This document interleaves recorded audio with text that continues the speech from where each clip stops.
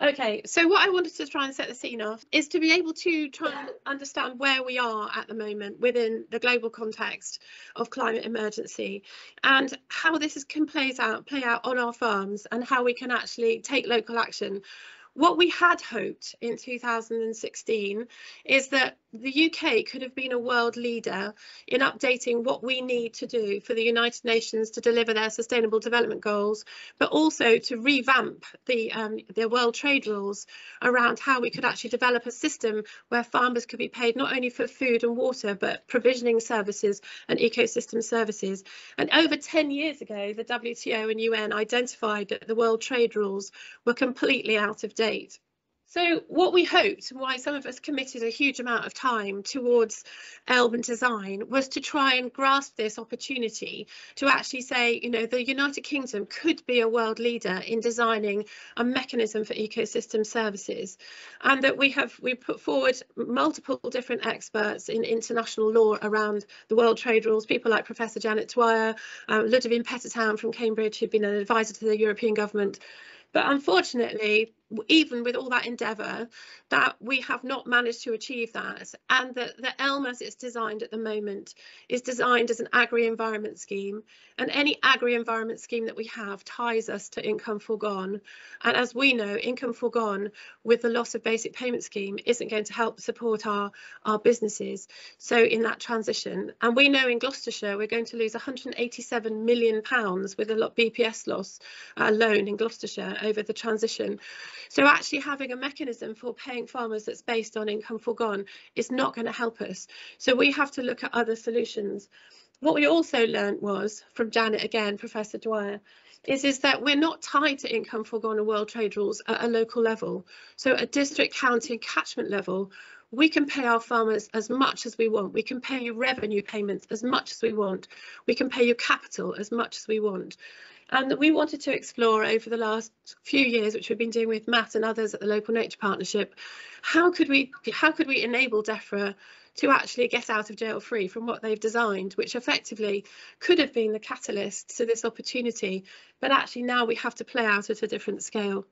So what we have had, which I think a lot of you will be very aware of, is this maze of funding streams that is actually just coming out for individual farms to try and understand, you know, do we grasp, you know, this offer from DEFRA? Do we go into countryside stewardship? Well, how will that affect us with developing carbon markets? How will that help us in developing biodiversity net gain? None of which have actually been fully designed yet.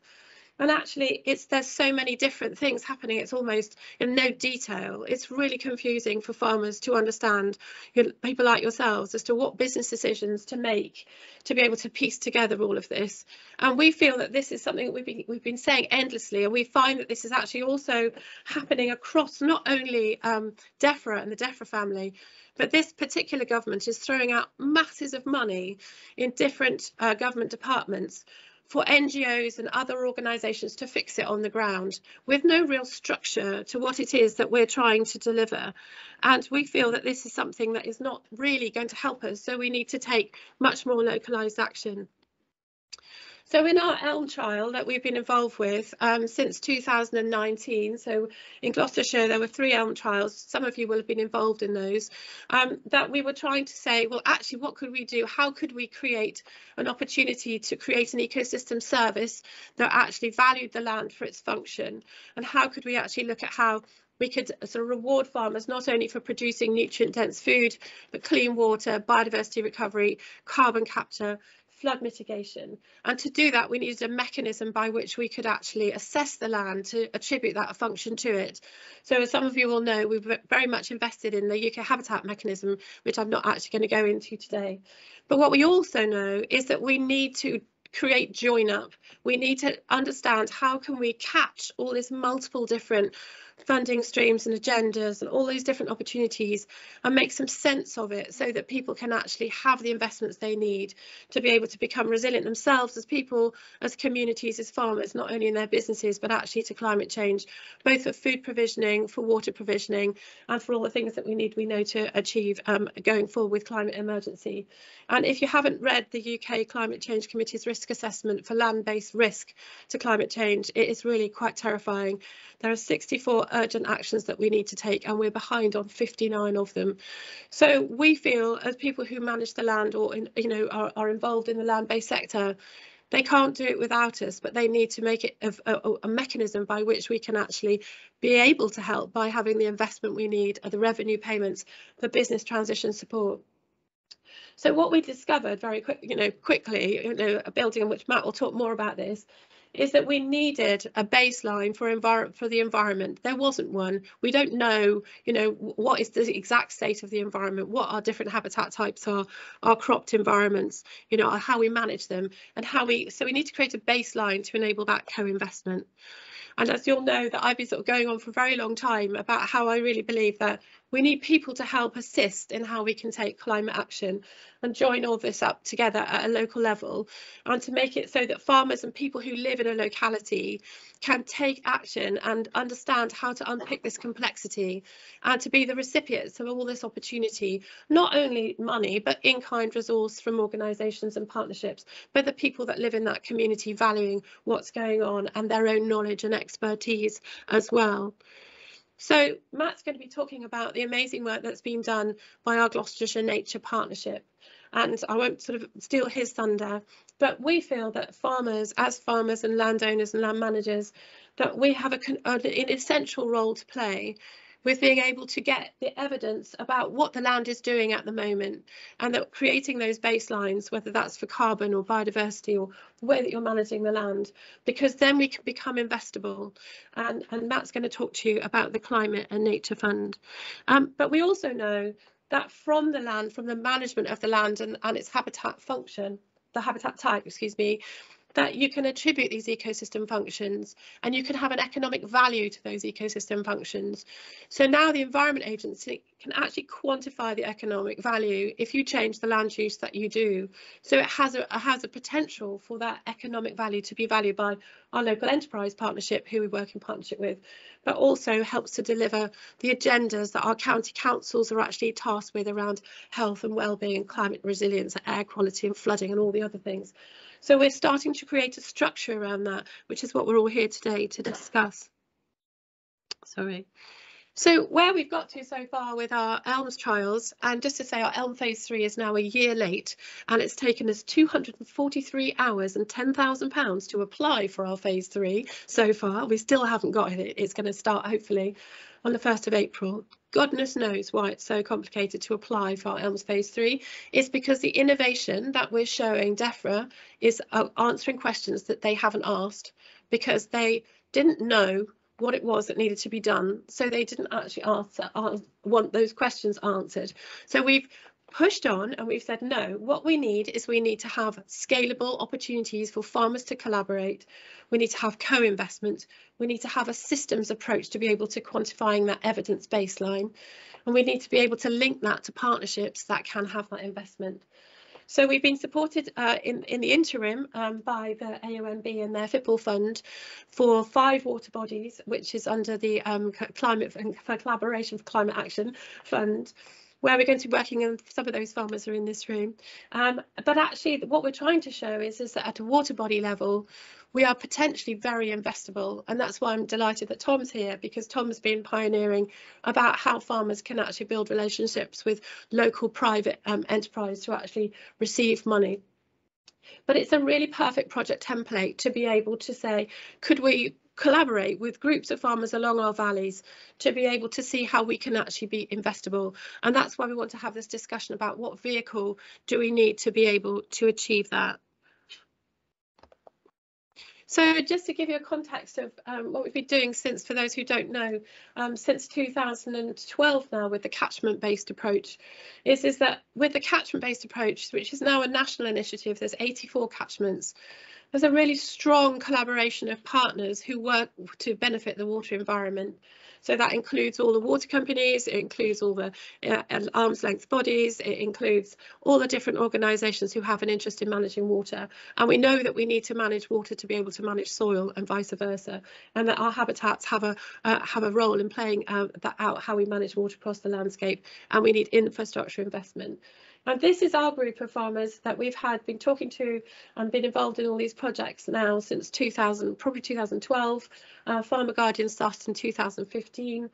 And it's actually now, we've got probably about 25,000 hectares of land that is involved in that. But we feel that we now need to scale that down to be able to create these succinct water bodies where we can create opportunities for action. But it may be that we want to create a vehicle by which we could have an investment at a water body level, at a sort of subcatchment level, rather than at a detailed water body level. And Matt will tell you how they've set up I think you've set a CRC up for, have you set a CRC up for? Company limited by guarantee. So there's lots of different mechanisms starting to evolve about how we sort of translate this opportunity on the ground. And some of you'll be aware or may even be part of the North East Cotswold cluster, which Tim Field's leading on with FarmEd. And they come up the other side into the even load, and there's a sort of blurred line in the middle with a windrush. And what we're trying to explore at the moment is, will this be a good vehicle to create a community interest company? Is the community interest company something that we can have as this sort of vehicle to be able to take this blended finance and be able to deliver it to farmers for both revenue and capital payments that might feed back then into the county-based baseline? So you might have seen this slide before, but we know that there are multiple different evolving mechanisms, as I've mentioned. We know that in communities there is a lot of volunteer social capital that we could actually, embrace, and we know that it's going to be a huge amount of opportunity for engaging people in local horticulture. It's what Zero Dig does really well. Claire's here from Zero Dig. Can we start to have that food resilience at a local level? Can we manage our water better? What we were hoping was that Elm would enable this natural capital mapping, this to align with the mapping that's used for biodiversity net gain. We know that biodiversity net gain is coming on board and it's going to be out to consultation this year. And we also know that the local authorities are already thinking about dealing directly with groups of farmers rather than having intermediaries, because obviously people don't want the wastage of planning mitigation money. We've been delivering for payments for ecosystem services with water companies for a long time. There's lots of money around natural flood management, which is now becoming much more on stream, much more investment in that. And obviously the big one, the carbon offsetting carbon payments and carbon codes. But where it's really exciting is this green finance to me, because if we can actually create investment ready projects where we know collaboratively what we want to do, we could get the investment we need, which seems to not be being on offer at the moment in the form we need it from DEFRA. So part of what we're hoping is that we can create a structure where farmers are directly contributing to a vision of where we can collaborate. We can actually have a direct link to our economic partnership, to our county, to all the different sections around health and well-being. We can have green neighbourhood planning, which we're doing with the rural community councils. We can look at sustainable food supply, soil building, but also potentially sustainable energy.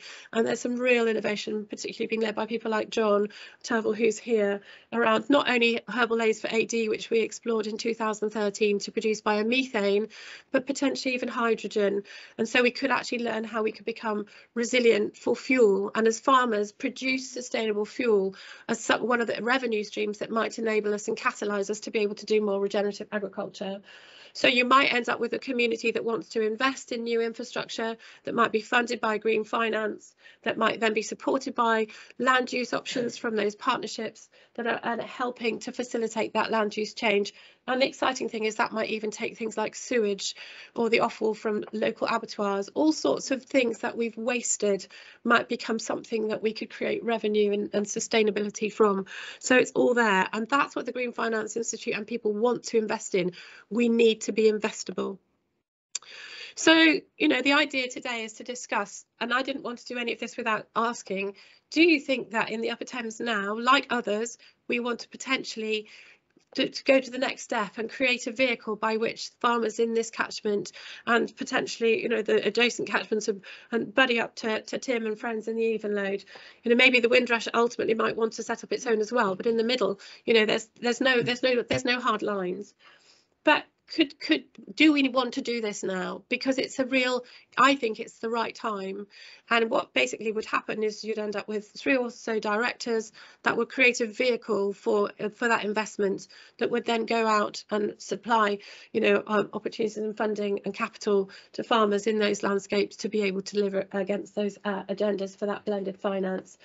And I've taken this actually from the North Cotswold cluster, and they've got some really defined outputs, but it's not just them that have done this. And this is why I've invited Paul to come, because we learned on our Natural Environment Investment Readiness Fund community that we're part of with the Soil Farm Carbon Code, is that lots of different groups of farmers are now setting up these CICs, and it seemed to me to be timely for us to explore this in Gloucestershire.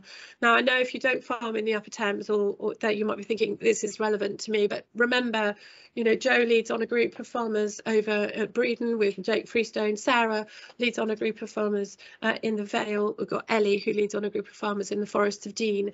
And I think this is completely scalable across the country to help people. And, I know that if Mark was here, that it would get his support, Mark Tufnell, because he's been sort of championing this approach for quite a long time. And just to finish off, one of the things that I've been really privileged to be involved with quite recently is that I've become very aware about food equity, and that society is becoming very imbalanced.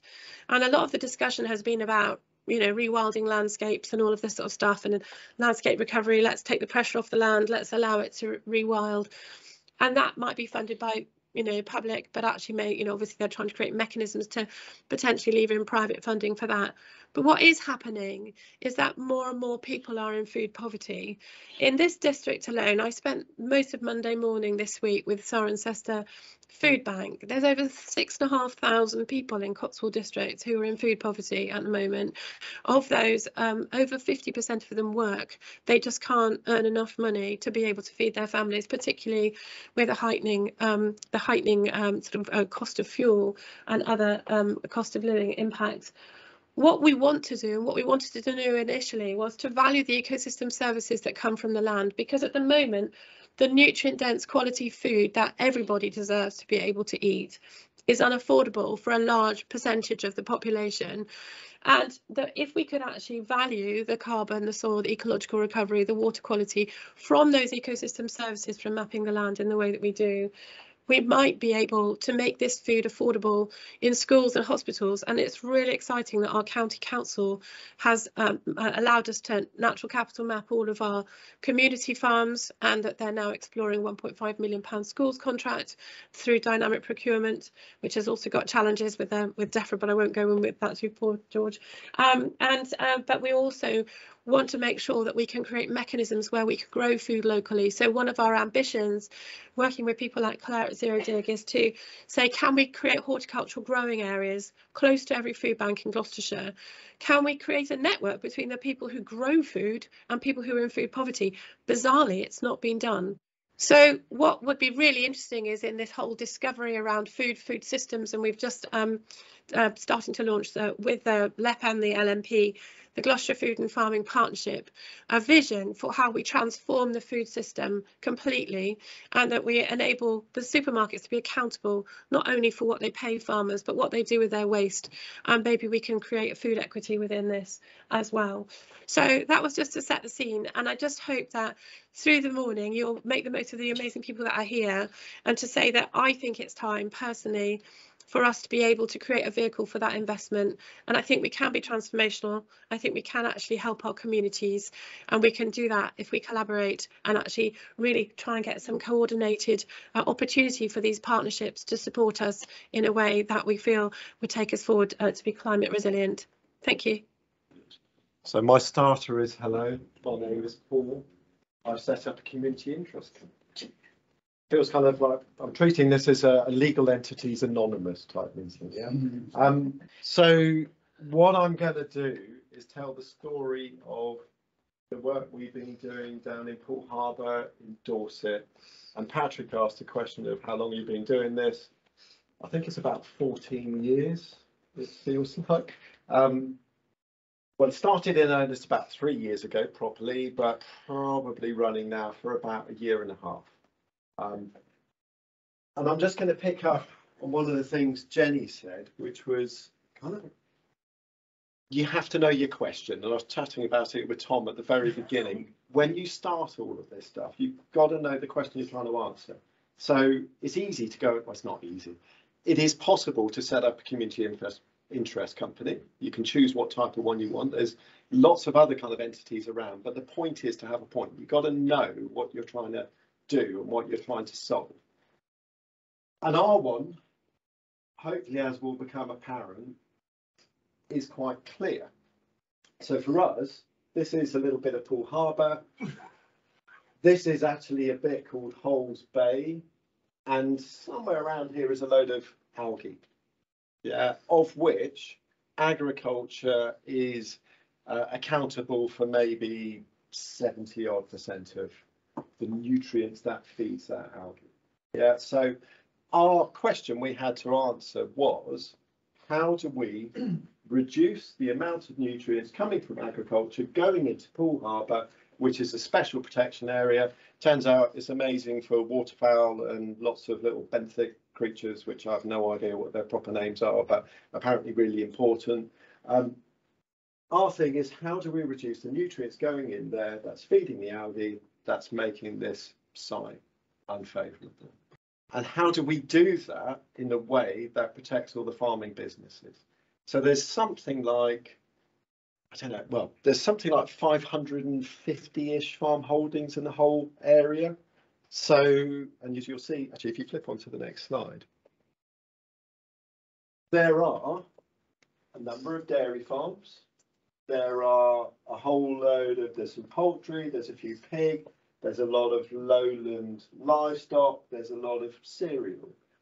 So how do we reduce the nutrients coming from agriculture in a way that helps protect a load of the businesses there, but with an understanding that there is a cost? Yeah, so that was our challenge. And actually, it all began with this little diagram. So the answer to Patrick's question really is, when did this all start? It started when the Environment Agency gave us this picture and said, this line here is the limit to which all farmers are allowed to get to, and if they're going above it, they're polluting. And what they said was, if farms don't get to this level, then what we're going to do is, they're going to do, the Environment Agency is bring in some regulations, a water protection zone, and enforce this, and have, so that's the mechanism, a piece of law, and they're going to have a bunch of other measures that go with it, which are like, Matt's got to have cover crops, so, you know, certain fixed prescriptions there. And when we looked at it, we thought, okay, holy smoke. So this little line running across means a bunch of these dairies here, dairy farms, and the graph is showing how much nitrates per kilogram per hectare per year is being leached. Yeah, so the dairy farm here is leaching 49 kilograms of nitrate per hectare per year. The target is 18.1. Oh my gosh, they're scuppered. Yeah, they're never going to make this. And there's some really, you know, serious, important businesses there, and they've invested millions in what they're doing, and it kind of seems wrong to just put them out of business in that way. And then we go, okay, so there's a bunch of folk here, the lowland livestock folk, who are well below this number. And we thought, well, okay, so maybe we can just balance the two. Yeah, so this is where we came up with our concept, which is fairly obvious in some ways and pretty common sense, which is to have some sort of a trading scheme where we can balance across all the farms. So our crazy idea, which I sometimes kind of regret taking on, but you kind of go, actually, it's fun, and you know, you've got to do something. And innovation, as again I was saying to Tom, you kind of think innovation is a really straight line thing. Yeah, turns out innovation is really messy, and you kind of like go in lots of circles. What we've started is basically, instead of looking at everything at a field level, we're trying to look at the field in the context of a farm, because so often, and with respect to your DEFRA colleagues, so often things are seen as being just a field and have no relationship to the rest of how the farming enterprise operates. And in fact, that farm isn't seen in the context of the rest of the catchment. Yeah, because it's all related. You know, if Jenny's got a dairy farm and you've got a lowland livestock farm. There's a relationship between the two of you in terms of where it all ends up. So why not work these things together? So that's where we began all of our journey about 3 or so years ago. Right, if you flick forward. So we have come up with Poole Harbour Nutrient Management Scheme, which is a whole catchment approach that brings together all the farmers in the Poole Harbour catchment under one entity. So we have created Poole Harbour Agriculture Group. Everything's to do with how you pronounce stuff. Yeah, so it's FAG. Yeah, I wanted to call them Poole Harbour Agriculture Trust, and then we could have Agriculture Board, because then we could be FAT and FAB. Yeah, turns out that didn't really work well with our farmer directors. They wanted something a bit more serious. Anyway, we have FAG, and that is a community interest company which was created just before Christmas and is now the entity which we can pull everything under. And it will provide the tools and support for reducing nitrates and delivering additional environmental benefits for agriculture and other sectors, which I'll go through. So our challenge, enabling farmers to do this with a system that they have confidence in and is easy, whilst also providing them with benefits, costs and impacts that can be managed. So whilst doing this, you know, there's going to be some folk who are going to have a cost. And actually, it turns out when you introduce new bits of technology and everything else, hands up who's really enjoyed doing BPS forms. Yeah, it turns out it's not the kind of thing you want to do. You need easy systems. Yeah, everything has to be as simple as possible. So we need to try and make it easy, and there have to be benefits. You have to do all of this and appease the regulator. Turns out the regulator really likes to regulate. Yeah, it turns out what they like is lots of lines and clauses. And the worst thing you can ever do is have a pandemic and leave regulators with a computer, not seeing other humans and just going, right, what we need to do is really crack on with clause 4. Yeah, because they get really keen on this stuff. But you've got to appease the regulator because they underpin all of this system. They make it workable, certainly for us anyway. And we've also got to help others by offsetting within our scheme. So our catalyst, a couple of years ago, we went to the farmers and go, hey, we think there's a problem. Do you want to be regulated and have this line drawn across you, or should we come up with something else? Turns out all of the folk who we spoke to, 180-odd farm holdings, signed up to doing things differently. They were about 75% of the land area. There's only one farm that didn't sign up, and the reason they didn't sign up is because they didn't think we'd get everyone else to sign up to it. Yeah. Anyway, so we've now got to go back to those farmers because we've now got a much better idea of what the heck we're trying to do. Yeah. So our next step is to actually try and go, right, is the system easy enough and is there benefit? So we got an opportunity, we got some funding. So as Jenny said, we're kind of the beginnings of this NERF money. So we were a pilot. So we got money from Esme Fairbairn, Environment Agency in DEFRA. We got a bunch of farmers who are leading on it. Interestingly for me, the NFU said it was okay to have a crack at doing this kind of thing, which isn't normally what we do, but it's good that we do it because we need to come up with solutions. The regulators are really keen on doing this. So Natural England, chatting with them this morning, wanting to put in more resource. So we're really partnershipy with it. And we've got, a team of officers from different organisations working on this. So we've got someone from University of Cambridge, we've got Wessex Water Catchment Advisors, myself. So there's a whole bunch of folk trying to make it work. And so what we do, we've got, I showed you that little red line graph thing. Yeah. So instead of having that red line, we still got to get to the end. Yeah, so in the end, we've got to reduce the nitrates, but we're just going to do it over time. Yeah, we're going to try and do it in a much more manageable way. So we're having a glide path. So every year it gets tightened, and the amount of nitrates that are allowed to be released into the environment slowly decreases. All of the farmers have got to do some self-assessment for compliance. So we're building in earned recognition around all of this. And they will also have to complete a nitrate accounting tool. Yeah, so they have to use a standardized thing, which will then eventually get verified once we've done all of their actual accounts.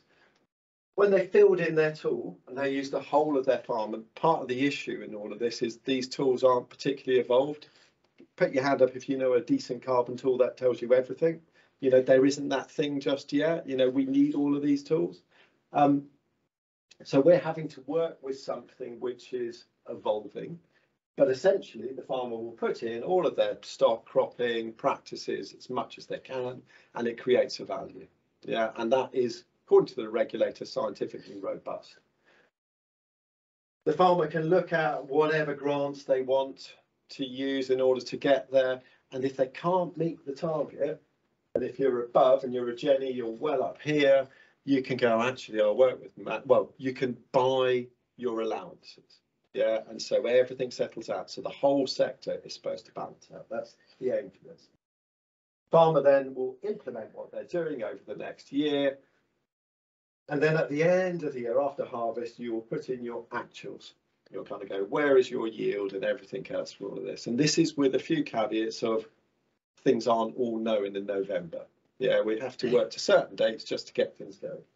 And then a bunch of trading will occur, and you do your annual reporting to these people who like looking at clauses on screens, and they go, yeah, that's amazing, and everything. Well, so in order to check all of this, we ran a trial. We got the farmers to use this tool, the nitrate leaching tool. We actually got University of Hertfordshire to look at all the tools in the world. Their conclusion was we're pretty poorly served. In other parts of the world, like New Zealand and the States, they've got really amazing bits of software which actually give you values instead of just being nitrates, will also tell you phosphate and carbon as well. And actually, they're kind of usable. You know, they've got they sit online, and they've got much bigger buttons that people can press. Yeah, unlike a spreadsheet, which is pretty, you know, pretty tricky most of the time. Anyway, so we got a bunch of trial farmers, about 20 or so of them, to fill in one of these. That gives them a score. And we then got a bunch of results from all of these farmers. And part of the difficulty was, turns out they were almost all below the glide path target. Yeah, which made it really tricky to set up some trials of what does trading look like. So we've had to do a whole load of work in terms of what do we do for trading. And one of the things we're working to at the moment is going, one, there aren't too many people in this area. I mean, even though there's 500 or so farms, the volume is quite low in terms of number of folk involved in it. And two, we need to maintain anonymity. Yeah? You can't be able to discriminate against certain people just because you don't like Jenny doesn't mean that she should be able to buy some credits, yeah, or, you know, allowances as we call them. So we're working to using fixed prices and all of this, but essentially these kind of details are the things that our regulator needs to see. How the farms are doing, how much area they got, how much nitrates are being lost, how many allowances are being used up. And it's a similar kind of thing. It's cap and trade at the end of the day. Similar kind of thing would happen with carbon weather. Okay, so where have we got to in all of this? We did, and we've now extended our trial in that we're now using another tool as well, developed by another company, because the farmers like the look of it, and so we thought we'd see how it functions. And what we're after is kind of different user requirements. You know, the regulator tends to like things that are really pretty nerdy and full of loads of formulas and whatnot. Farmers want things that they trust the results for and actually do meet what you do on the ground, but it's usable. Yeah, there's no point in having something really whizzy if it's not usable. So we're carrying on with our trial. We've done some trading with Wessex Water. Yeah, so our other thing is we got the farmers we're working with, and we got a water company that also needs to offset a whole load of stuff. So they're interested in offsetting nitrates, but potentially phosphates as well. So we started on that, and we started also taking a commission from them to pay for the community interest. It goes into the community interest company that unlocks all of this stuff. Okay, so you got this for onboarding all the farmers. So we've got a website that enables people to, or will do when it goes live, to click on so that they can get all the forms and stuff they need. We got the legal entity. We're now sorting out an approved scheme. So we have to put all our processes down on a piece of paper and give it to the EA and Natural England, who will likely throw it back and go, it's not detailed enough and you're not being hard enough on the farmers. But that's our next bit of negotiation. Got some agreements with Wessex Water. We've got a brand, so we're for farmers by farmers and a little bit of a logo. And actually part of what all of this is, and what the farmers have all realised, is one, they get together after the meetings we've had and we'll look at how they can reduce nitrates themselves. So trading is just an end thing, you know, it's like a backstop if needed. We're not forcing everyone to trade. Why do that if you can make the reductions on farm? The other thing is, there's a lot of folk who will go, well, actually, I can change my enterprise to be doing something to do with nitrates because I've got to, but maybe if I can build in doing carbon as well, I've actually got a viable new business. Yeah, so this is where you get into all the kind of jingo of having stackable benefits and stuff. Yeah, and if you're into DEFRA, it's, if you're going back to your colleagues, please do it, Jamie. Yeah, make it as simple as possible, because otherwise these things aren't viable. Benefits to the farmers doing all of this. So we have our farmer group. I constantly go to them. They sign off everything. We got a bunch of other officers. We were trying to put it all together. So clicks and buttons. The farmers are really proud of everything they really do. Yeah, so it's kind of like a little bit of a first for us to have something where we completely own it at this kind of scale. We are absolutely focused on enabling good and profitable farming businesses to carry on with their existing models. You know, why shouldn't you do that? Enabling others to change their business models if they want to carry on. We also get the advantage of earned recognition of anyone who will become part of our scheme, and we'll open up probably in June when we got an officer in place. There will be a low priority for the EA to visit, and it turns out people like that kind of thing. Yeah. We also, if we make this work, we won't have a law brought in or other restrictive things. So they're the benefits to it. Right, carry on. Being able to show pride.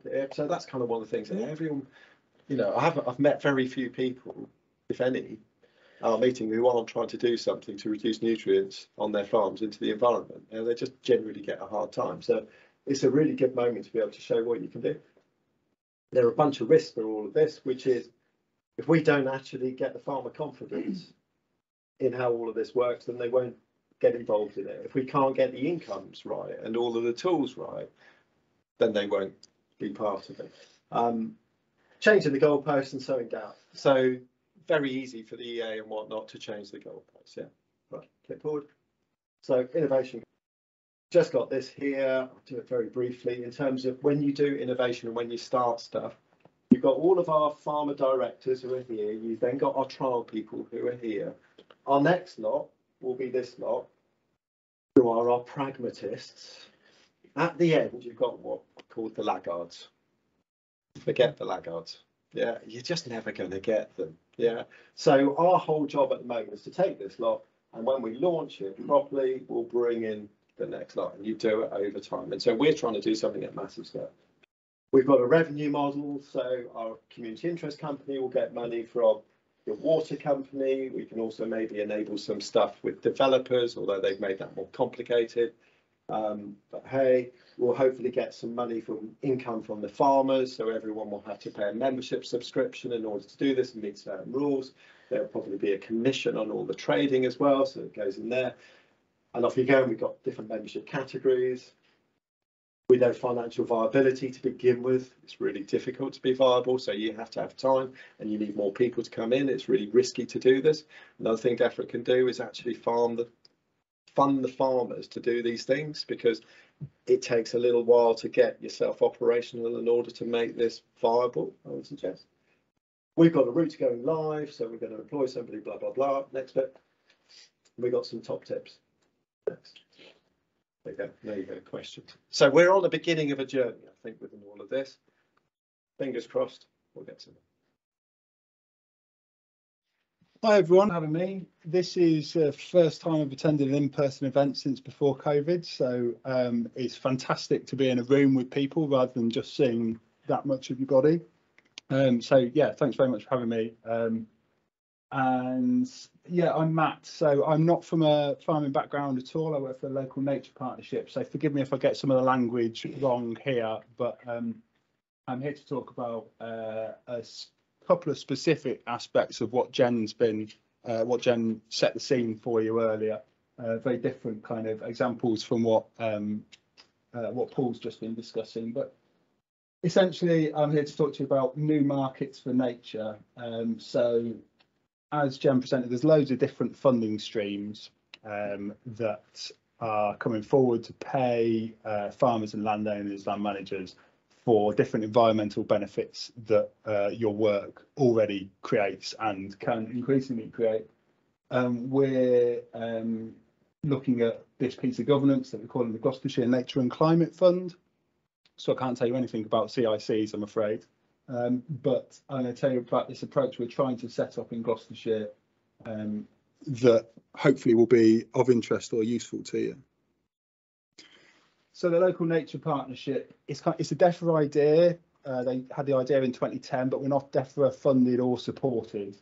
We are kind of an independent body, if you like. There's a partnership made up of all these different people.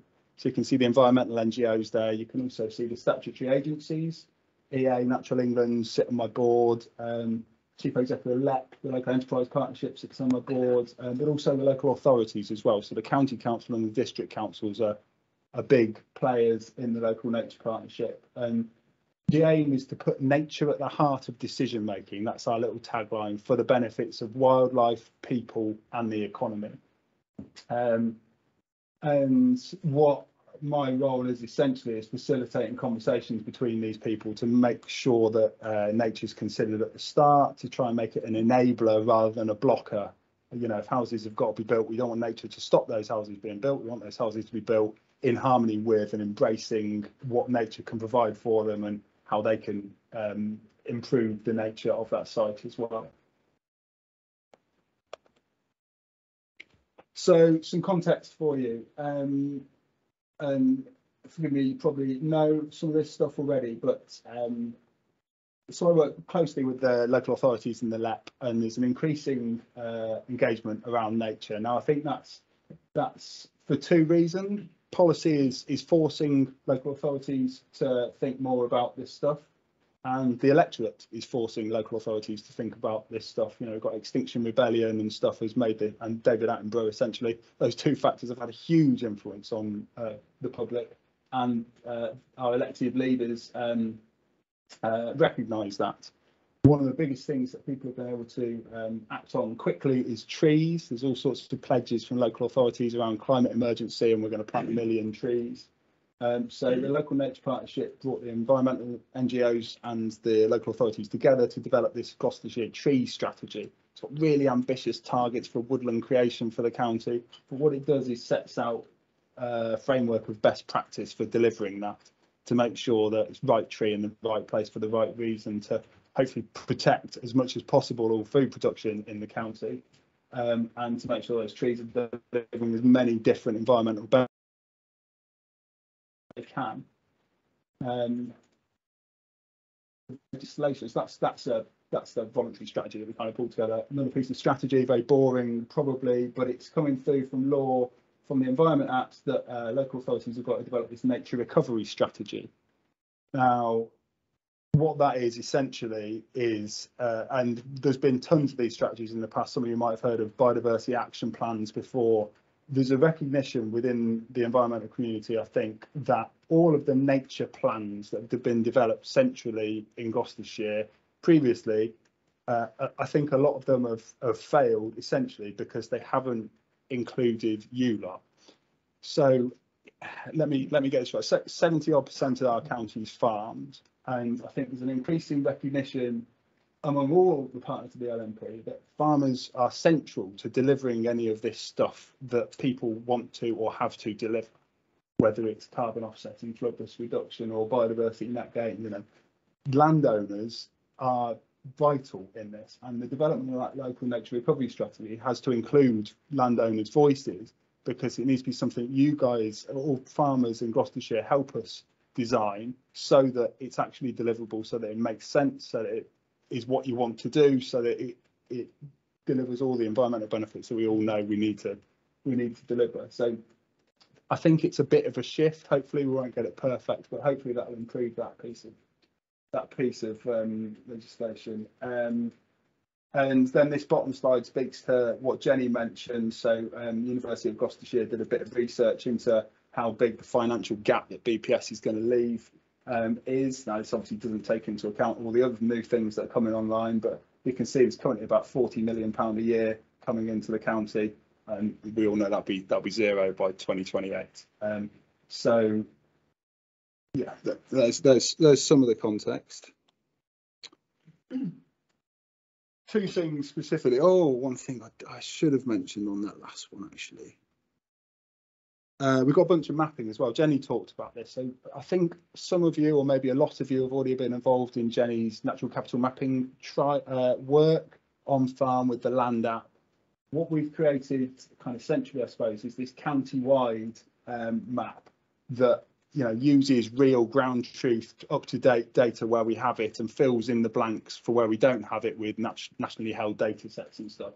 That not only provides us with the baseline that we need in order to show where are we now and what we're going to do, it also we developed a load of opportunity mapping which shows us where the best places to improve environmental benefits are. So where can we get our biggest bang for our buck? Yeah, we can chuck a tree in this place and it will sequester carbon. If we chuck a tree in this place, it will sequester carbon and reduce flood risk and link to other trees and therefore be better for nature.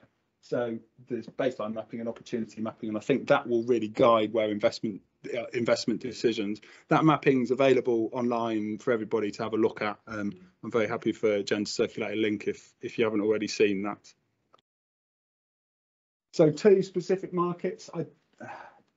Do you all know what biodiversity net gain is? I wonder whether if I just go over it really quickly, just in case you don't, and forgive me if I'm teaching you to suck eggs. Again, it's a new piece of legislation that's come through the Environment Bill, the Environment Act. It's going to be delivered through the planning system, and all housing developers are going to be required to increase the amount of nature on their site. So you'll do an assessment of this field before they build houses, and then they'll plan out what they're going to do, and they'll do an assessment of the field once they've built the houses. There needs to be more nature there at the end than there was at the beginning. The onus is on them to put as much nature in that site as they can, but there'll be some instances where they can't get enough nature onto that housing site to increase it by 10%, increase the total amount of nature by 10%. And where that happens, they'll need to invest in nature elsewhere, essentially. So they'll need to buy credits, biodiversity net gain credits. I'll probably refer to this just as net gain, but that's what I'm talking about. It's housing developers having to prove to the planning authorities that they have increased nature. We've done this. This is what our mapping shows us we've done on the site. These are the credits we've bought for off-site stuff that somebody else is going to deliver on our behalf. Now, those housing developers can contract directly with a landowner. So they can approach their next door neighbour and say, if we give you some money, will you do some nature stuff on your farm, and we'll buy that, put it in our planning submission, and fantastic, we've reached our 10% net gain. They can do it through a national scheme, and there's for-profit organisations that manage this stuff. Environment Bank is one. There's also a fallback scheme, so if people can't find any solution, they can essentially do it through, I think it'll be managed by DEFRA, the national net gain scheme. What we want to do is set up something, what the local authorities have tasked us with doing is essentially setting up something that keeps that money in the county. So those developers aren't buying credits in Cumbria for nature that's been delivered elsewhere. They're buying it here, which is and that money is going to be invested to meet where we know what should be done where, essentially. So so that it has the biggest bang for the buck. If they buy £10,000 worth of nature in this place, it's going to have a bigger impact and be overall better for our county than if they do it here. So that was the task. So that's the main reason we're setting up this Gloucestershire Nature and Climate Fund. This kind of secondary reason, I suppose, is to look at the carbon market for the county. So it's a bit of a wild west, I suppose, carbon trading at the moment. And again, there's, the LEP did a survey, the Local Enterprise Partnership did a survey of businesses in Gloucestershire, and it overwhelmingly came back that businesses want to invest in carbon offsetting because they see it as an important part of their route to net zero. I think we can have the moral principles we like about offsetting, but we all know they need to eradicate all of their emissions as quickly as possible. However, there's going to be some they can't eradicate. And there's going to be a time lag, and if they're going to spend money on carbon offsetting, wouldn't we rather it was done to benefit the people and the economy of Gloucestershire? So there's a bit of like making sure it's done right and making sure that that money doesn't just disappear out the county. So they're the two reasons we're trying to set up this nature and climate fund. Oh, there we go. I've just explained this stuff to you, I think. Is there anything else on there that I haven't gone into? No. So that, yeah, that's the game which I've just gone over. And there's like, so the carbon offsetting piece. At the moment, there's only one accredited way to buy carbon in this country, I think, or land-based carbon, which is the Woodland Carbon Code. I think there might also be a peatland carbon code. There's new carbon codes in development, the Salt Marsh Carbon Code. And you'll hear later from Jenny's colleagues who are setting up the farm soil carbon code. What we know is that the demand far outstrips supply. So if a business wants to invest in carbon sequestration in Gloucestershire, at the moment, I don't think they can in an accredited scheme. I don't think there is anywhere for businesses to buy carbon credits in Gloucestershire, accredited carbon credits in Gloucestershire. That's an opportunity to me. And it's not an opportunity for me. I haven't got any ability to sell carbon credits, but it strikes me as an opportunity for landowners. I read in some Green Finance Institute bump that the price of carbon looks like it might increase tenfold by 2030 in this country. Now, that's a figure that no doubt has had a lot of modelling go into it, but regardless, the other thing that came through in the local enterprise partnership survey is that local businesses will pay more for a tonne of carbon offset in Gloucestershire than they would for a tonne of carbon offset in Cumbria or indeed in Borneo, because they can take their shareholders to go, this is the woodland we planted with all that money that you gave us for the green ticket. So again, opportunity, I think. So what are we trying to do? We're trying to set up this Gloucestershire Nature and Climate Fund. So lots of different counties across the UK are setting up these local funds or trusts. Some of them are being set up by the Wildlife Trust. Some of them are being set up by the County Council in Gloucestershire. So I'm the LNP, I'm a partnership manager of all these different partners. And what was clear was that not having one organisation own this thing was really important. So it's independent, it's arm's length. The LEP, the Local Enterprise Partnership, G1st, they're leading on it. And they're employing the project manager and stuff, but it's a separate standalone organisation. It's a company limited by guarantee at the moment, so it'll be not for profit. And what's it going to do? So it's going to manage this off-site net gain market. So the developers who need to buy their credit will be able to do so through this fund, and this fund will then spend that money. There's an element of net gain where it's got to be close to where the houses are built, or it's better. You have to buy fewer credits if those credits are close to where the houses are built. There's another element of it that means you've got to buy fewer credits if you're buying, if where the offset is happening is in a high priority area that we've identified through the mapping. So those two things mean that it'll be more likely to go in certain places than others. But frankly, at the moment, you know, there's nobody coming forward saying I can do a biodiversity net gain offset. So again, there's a big opportunity that there isn't the supply there. And I'll go on to in a second, you know, what would be great is if through Jenny's work, through all of your work, if we can develop some, you know, shovel ready, investment ready, whatever we want to call them, pilot projects, so that when developers do come to us, they're going to have to do this through law, through the planning system by the end of 2023. Developers are already saying we'd like to buy some credits. We want to, you know, it'll ease our way through the planning system even before it becomes law. So it'd be amazing if projects were set up so that we can start going to developers. Look, here you go. You know, here's a woodland scheme. Here's a biodiversity net gain scheme. You can buy the credits now. We really want to learn by doing. Yes, we've set up this thing, but we don't want to create a load of structures and governance, as I was saying to Paul earlier. We don't want to create the whole thing without actually making sure the thing is fit for purpose, works for you guys, works for the local authorities, works for the developers. So I want to learn. We want to learn by doing. We want a pilot project as soon as possible, really. There's a picture of somewhere in Gloucestershire with some words on it that will probably form part of the website when it's online. I think within a month this will all be, you know, public facing and going live, if you like. So what can you do now? Again, I'm not from farming backgrounds. I don't have a farm business and I can't tell you what to do because I don't know what you should be doing. But this is what I think from where I'm standing. you know, mapping your land and getting this baseline. Jen says it over and over again. I think she's spot on. You need to know what you've got before you can be investable. If you're doing net gain, you need to know what your start point is for this field, and then you can develop a plan that says what your end point's going to be. Then you can measure how much more nature is going to be there, and then you know how much nature you can sell to your housing developer. Without that baseline, it doesn't work, I don't think. And then sharing that data with people. I know it's difficult to share data. You'll all have different opinions on this, GDPR, all of that stuff. But what will be amazing for us, we've got this Gloucestershire wide map, you know, the master map, if you like.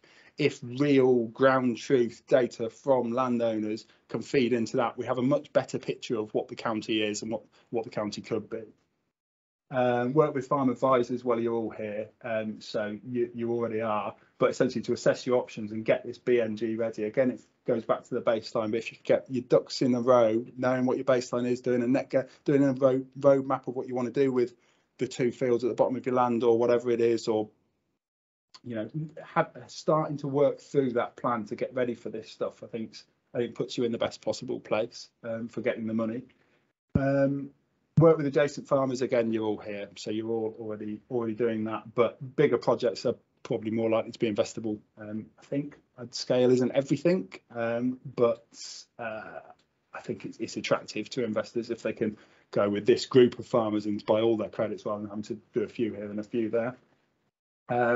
But once you've got something solid, you say, you know, this is something, and I think we're ready to sell these credits, if you like, or we're ready to sell this nature. We're ready to plant the trees and do the thing. We just need the money. You know, I suppose getting in touch with me, getting in touch with Jen, and starting to work through that way.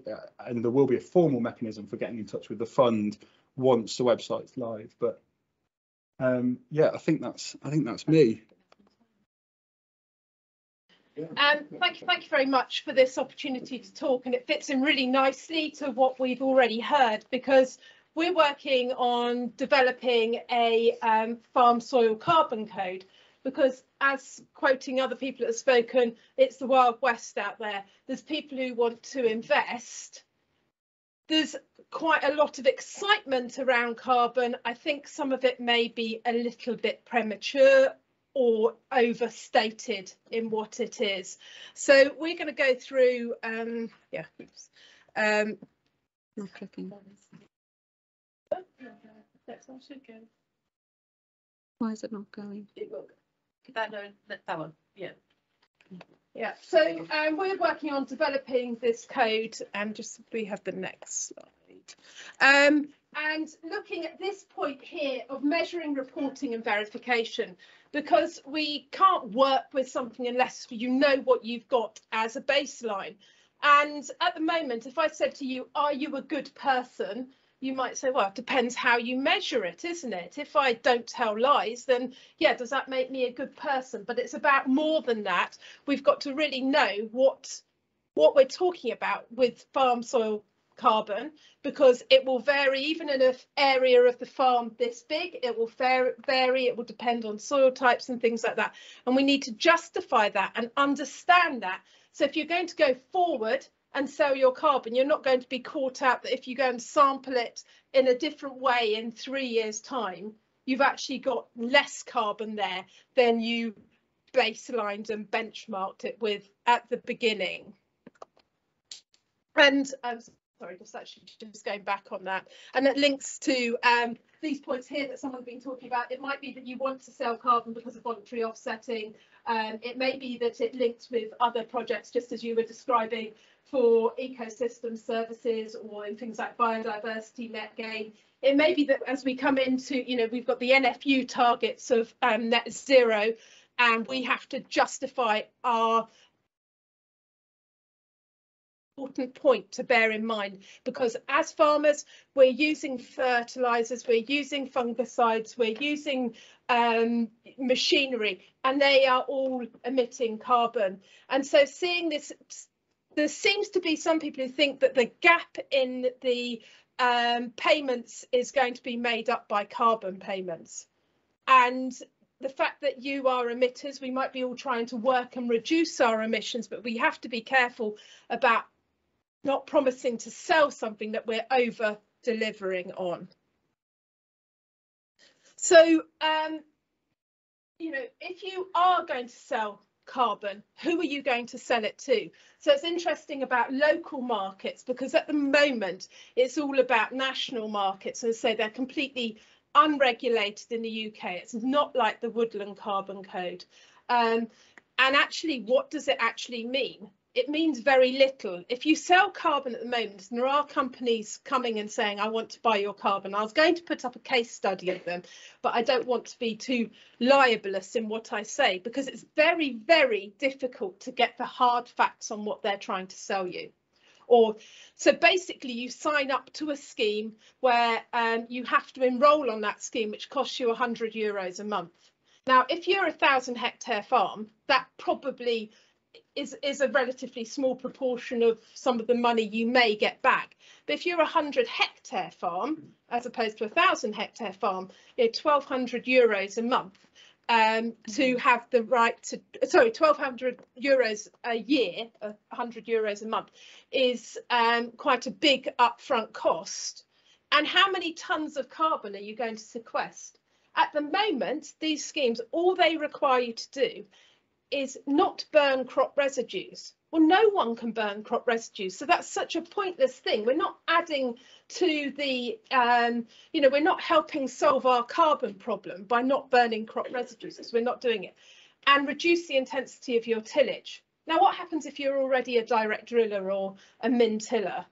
At the moment, they say, oh, we don't really care, we'll just pay you. But if you go into one of those schemes, you're looking to sign up for either 5 years or 10 years. Now, this market is evolving really fast at the moment, and in 5 years, it will not be the same as today. So if you sign up into a 5-year scheme today, the chances are if you sign up as a min tiller at this point in time, then you might need to do a lot more than that. And you've already committed to selling your carbon for 5 years. You're paying your €100 a month gym membership effectively, and you might not be able to sequester carbon unless you move to direct drilling and suddenly a load of other commitments that you might already be doing. And they only actually want to pay you in the future, it seems, for improvement rather than status quo. There's a lot of confusion about that at the moment. There's nothing to say that if you jump in at this point in time, you're not going to be having to do something a lot more later on. And I just put in there as well, are you being paid for anything other than carbon? In the current schemes, no. It might be that you sign up to something like biodiversity net gain. At the moment, the carbon schemes are literally, I think it's people just making money. It's paper trading out of something that isn't real at the moment. So it's really important that a baseline is made. And at the moment, the project we're working on is to try and establish the baseline, because whether carbon trading comes into anything or not, it's really good to know what the carbon status of your farm is, because then you can work out, because there's no doubt about it, generally having higher soil organic matter and higher carbon sequestration on your farm is positive in terms of how your soil responds to drought stress, extreme weather events, its ability to travel and all things like that. So they're really important factors in there. And, you know, in establishing that baseline, if you've been either, this is predominantly about arable cropping, because that's the point where we need to carry on producing food. You know, if you start suddenly say, right, we're going to convert all our land to permanent pasture, that's, we know, will sequester more carbon, but we're not going to carry on producing food or farming in the way that we have been. And if we're going to carry on farming, what kind of sizes have changed? You know, as many of you will think about the carbon on your farm in terms of soil organic matter. Could you detect the difference between a 3 and a 3.5% organic matter on your farm? No, because it will vary that much within the course of the room. So it's really important we get that understanding of that variability and determine with some certainty what it is. So we're using a company called AgriCarbon to do our measuring, which is a total carbon measurement using a core. There's lots of different people trying to sell different things. You have to think about how they're going to take the measurements. You know, can a scanner really assess carbon down to 50 centimetres? And if you look at the general carbon loading of land, they're talking about measuring a metre is generally for true carbon stocks in soil. So it's quite important in that respect. Next one, please. And if you're going to enter a scheme like this, I've spoken about the gym membership, the €100 a month to enter. What about the cost of registering your carbon? Some people are charging 15% for that, 15% to sell your credits when you've got it. Which means that a proportion of the money coming to you, and Sarah started off by making a calculator. Sarah's a fantastic right-hand person on running this project. I then fiddled with this calculator further, and I was like, there's something not right here, because literally on a 100-hectare farm, it was looking like, depending how much carbon you say you're going to build, that over a 5-year project, you might come out making about £320. It's not worth it, is it? Don't go to the gym. You know, it's like you wouldn't buy a gym membership to go there once every 2 years or something if it's not going to pay you that money and you're tied up in a knot about what you're doing and commitments in it. So, you know, how much money are you going to get? What happens if you don't even sequester the carbon that you've said you're going to sequester? Well, at the moment, they just monitor it with satellite images and just say, oh, yeah, are they planting cover crops or are they actually planting a harvestable crop? And it hasn't addressed any of the true issues. Is if we really want to sequester carbon, we're doing it because we want it to remain in the soil and not be ploughed out later on or lost, and therefore not doing any environmental good. So we want that as citizens ourselves, because we want to leave a better planet, but also because that, as I said, there's never any harm in having more carbon in your soil. And there's still questions around other environmental payments. And what happens if you don't like the scheme you're in? How trapped into it are you? Can you move to another gym effectively? Let's just go over that one. And so that basically these are some of the things that we're doing. Looking at existing codes from all around the world, we've evaluated Australian, American, European codes, and just saying where they are, and none of them fit into the UK environment, where we have much more dynamic crop rotations, we have much more highly variable soils, and we have much more changeable weather. Like we've had a relatively dry winter so far this year, that influences how carbon behaves and breaks down in the soil, and therefore kind of going through, and we're basically trying to pilot the code at the moment. Let's go to the next one. And I just wanted to put this, I thought it was quite nice. You know, if you're trading carbon, do you see someone comes to you and offers you potentially some money today? Is it a bird in the hand? You know, is it money for nothing if you're already min-tilling or direct drilling and they say you're not burning your residues anyway? But the problem is you're tied in, it's unproven, but it is cash now in comparison to the other option, which is wait and see what happens. There may be, as we've heard, higher values for carbon going forward. You may need that carbon yourself as the offset for your own farming business. It will link to the code, which gives more regulation, and rather than seeing the code as a restrictive practice, it should be seen as something that gives you rights and powers and lets you know what you are buying into.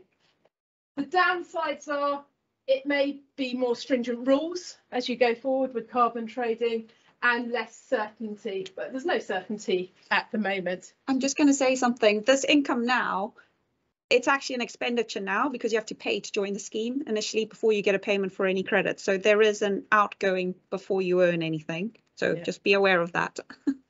So at the moment, there are things such as on the Farm Carbon Toolkit, they're not robust enough, but anything is better than nothing in understanding your soils, gaining knowledge. You know, education is a gift. And it's something we should all embrace and try and learn as much about it and learn as much about our farms as possible. And it's great to see many of our farmers who are in the pilot scheme here today. And they've got fields on each of their farms where we're going to be measuring the carbon and seeing what kind of variability, and hopefully have the opportunity to run that over a longer term and see how that influences carbon sequestration in a range of different farming systems, from farms that are maybe direct drilling, have herbal lays, growing cover crops, returning crop residues, to farms that are perhaps you know, intensive arable producers taking, you know, inputs off and just managing that through. Good. Okay. Are you happy? Yeah. So just a few kind of take-home messages about this. You know, you can only sell, I could only sell my necklace once. Once I've sold my necklace, it's gone. Once I sell my carbon, until I generate more carbon, I can't sell it again. And how are you realistically going to be able to generate lots of new carbon? We don't know. It's quite unproven at the moment what quantity. So be careful about selling it and then trying to resell it again. There's going to be new regulation in this market. It's crucial that the supply chain understand that we cannot sequester as much carbon as they seem to have hope for that we can with carbon credits. I think there's been a false hope put in this.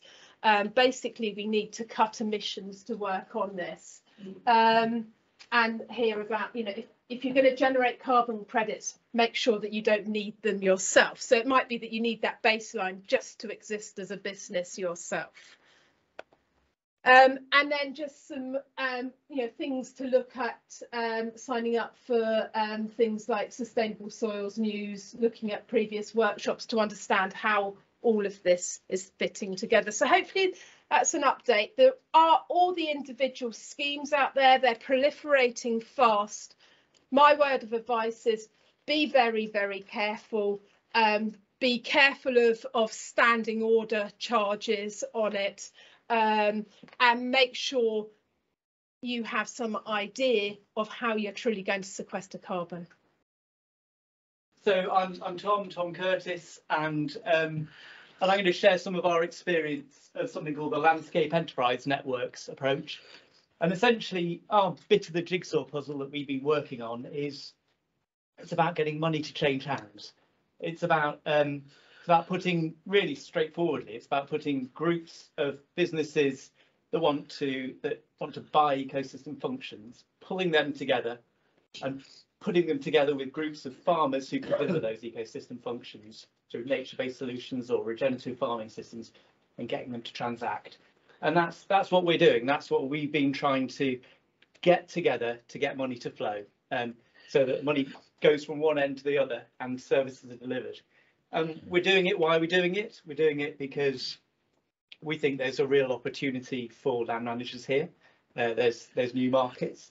We think there's a real opportunity for society and for regional economies to be procuring these outcomes from landscapes, and so there's a benefit there that is untapped at the moment. So benefits on both sides, and that's how we've constructed Lens as well.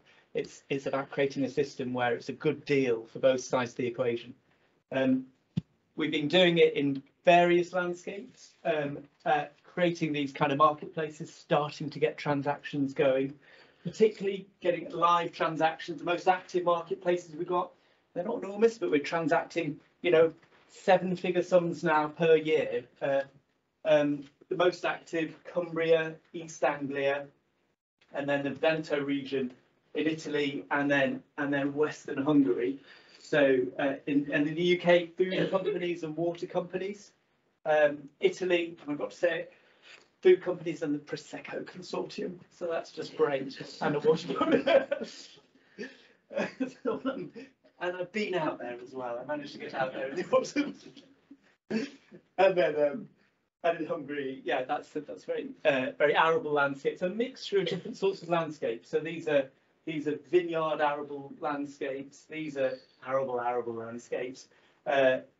Arable in East Anglia, and then very much a dairying landscape in Cumbria that we're operating in, and essentially our focus has been to get to the point of transaction, to get to the point of contracts, and then subsequently we're starting to try and formalise these marketplaces and build governance models, but we've gone in first to transact basically.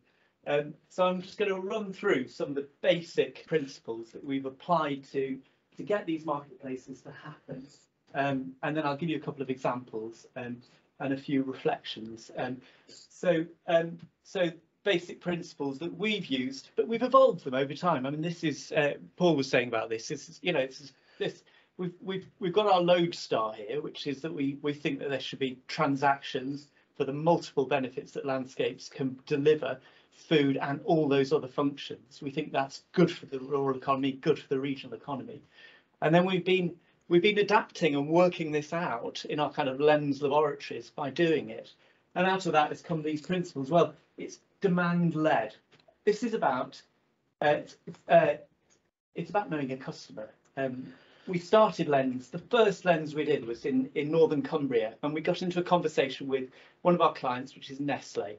And they've got a place called Dalston. They've got a multi-hundred million pound milk plant, basically, where they do milk processing, and they source all of their milk from within 50 kilometres of that factory. So, and we've been dealing with them, particularly in northern Cumbria, but also over the border into Scotland as well. Now, the critical thing there, from our perspective of how do we get money out of Nestle to pay for things in that landscape, is to understand their need, understand their potential pain. Not to try and sell them a vision of that landscape actually, but to get under the skin, knowing that customer, knowing where is their skin in the game in that landscape. And for them, well, what were their problems? So their problems were things like flooding. Dalston's at the bottom of the Coldew, so real problem not for their plant itself doesn't flood, but a real problem for logistics, getting product in and product out of that factory. Problem in terms of their workforce as well, but also actually just the long-term reliability and productivity of the dairy farms up there, and the health of the soils and the extent to which those dairy farms might fall foul of some of the regulation around phosphorus that's an issue within those water catchments, and so what that meant was that Nestle had a vested interest, therefore, in things like the health of the soils, and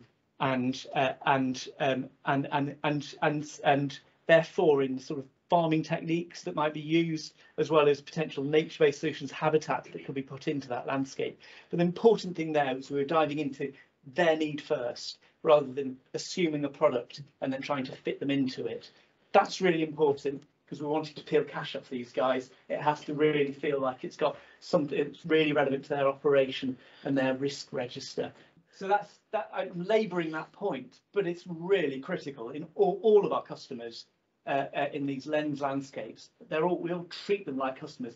And from a land manager's point of view, what's the benefit of that? Well, if you know your customer, you can build a product around their need, and you're more likely to be able to land a good contract there, and one that will continue to deliver value and therefore continue to deliver revenues for you. And that's what we're after here. Second one, multifunctional. Most of the solutions that we're dealing with in our landscapes, in our Lens marketplaces, most of the nature-based solutions and regenerative farming techniques, most of those packaged solutions, they make most business sense when they're delivering more than one outcome.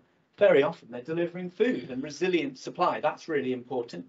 And on top of that, we're stacking. And this is about stacking, isn't it? And we're stacking in water quality outcomes or natural flood management outcomes, multiple customers, different goals, same set of nature-based solutions. That means that it's good value for the people on the buyer side. They get to share costs. It means we've got a wider range of ecosystem of nature-based solutions and farming techniques which can deliver those outcomes, because there's more income streams going into them.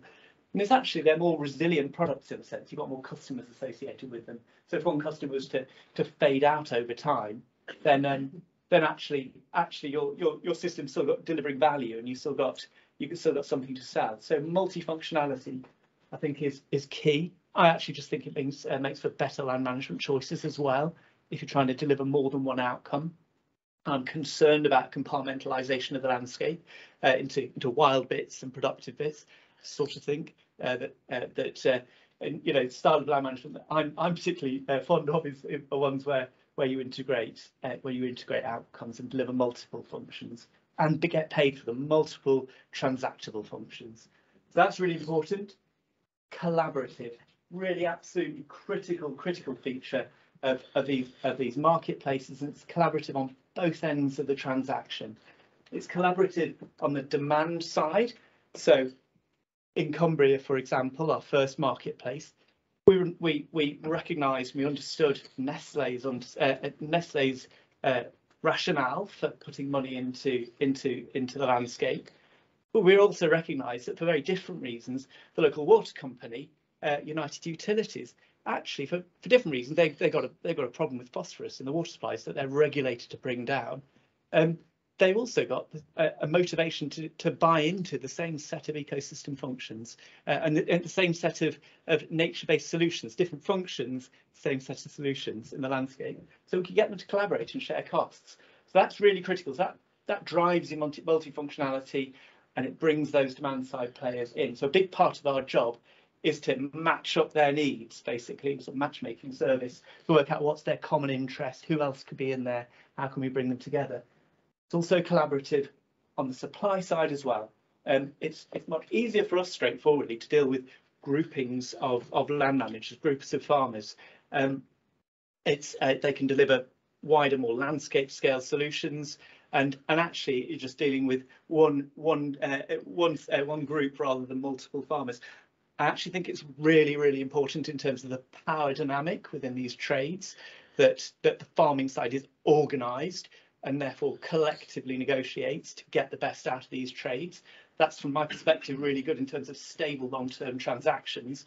So, but I think it's just equitable as well. This needs to work for the rural economy, and therefore I think get organised or get pushed around, to put it politely. So I think that's really important. So collaboration, really important. These are about business relationships, and that's a big part of what we've been building.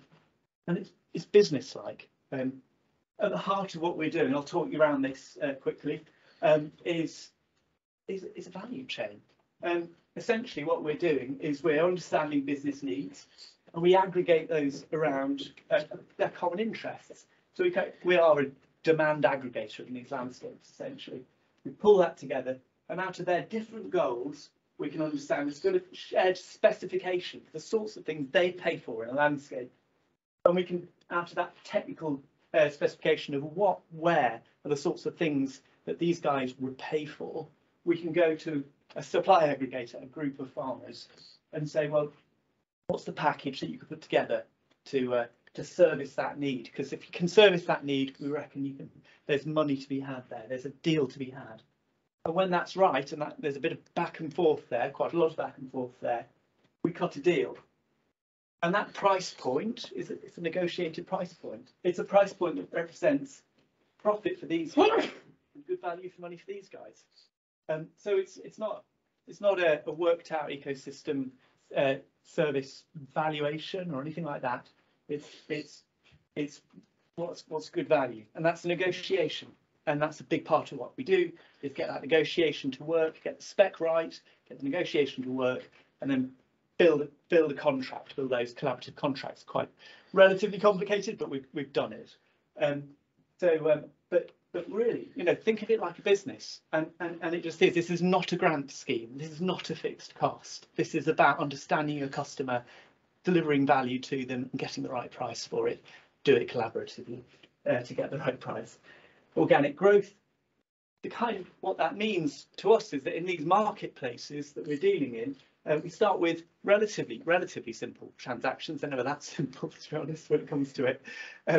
But the idea is that we think there are multiple of these transactions to be had in any of these regional landscapes, and we can build up complexity over time, but we're not trying to do it all at once. We're trying to build up multiple value chains, multiple transactions, build up a network of trades and business opportunities, so that you're starting to get the whole landscape really firing on all the cylinders it should be firing on, essentially.